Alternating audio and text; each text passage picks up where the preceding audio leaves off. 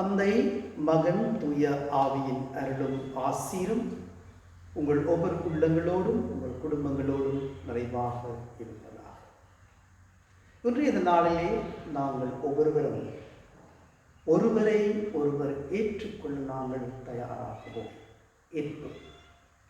ஒருவரை எவ்வாறு நாங்கள் ஏற்றுக்கொள்ளுகின்றோமோ, ஒருவர் எந்த நிலையில் இருக்கிறாரோ அவரை அப்படியே ஏற்றுக்கொள்வதுதான் இறை ஏற்பாக இருக்கிறது, இறை அன்பாக இருக்கிறது. இதனை நாங்கள் உணர்ந்து வாழ அழைக்கப்பட்டிருக்கின்றோம். ஒருவரை ஒருவர் புறக்கணிக்காமல் மனமகிழ்ச்சியோடு ஏற்றுக்கொண்டு வாழ வேண்டும். உண்மையான அன்பு என்று சொல்லுகின்ற பொழுது ஒருவர் எந்த நிலையில் இருக்கிறாரோ அவரை அப்படி ஏற்றுக்கொள்வதுதான் உண்மையான அன்பாக இருக்கிறது.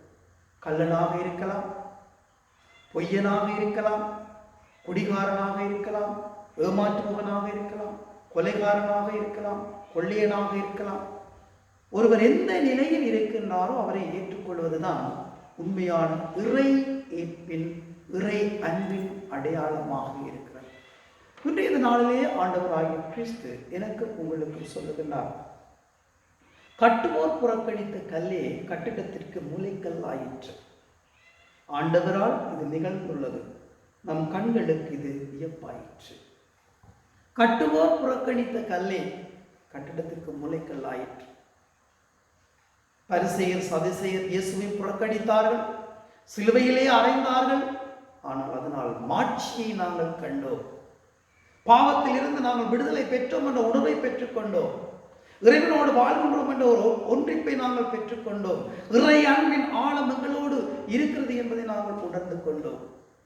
ஆனால் எவ்வாறு ஆண்டவர் புறக்கணிக்கப்பட்டு மீண்டும் ஆட்சிக்கு எங்களை வழிநடத்தும் அன்பு தந்தையாக, அரவணைக்கும் அன்பு தந்தையாக, பாசங்காட்டும் அன்பு தந்தையாக, எங்களை தந்தையோடு கூட்டிச் செல்லும் அன்பு தந்தையாக எங்களோடு இன்றும் வாழ்ந்து கொண்டிருக்கிறார்.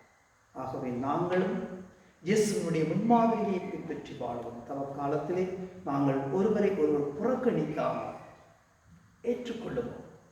எந்த நிலையில் ஒருவர் இருக்கிறார் ஏற்றுக்கொள்ளுவோம். ஏற்றுக்கொண்டு மகிழ்ச்சியோடு, ஒற்றுமையோடு, ஒன்றிப்போடு உடைய வாழ்க்கையை வாழ அன்னிமேரி மூலமாக இன்றைய நாளுக்குள் நாங்கள் காலடிப்படுகிறோம். எல்லாம் வல்ல இறைவன், தந்தை, மகன், தூய ஆவிகள் அனைவரையும் நிறைவாக ஆசீர்வதிப்பாராக.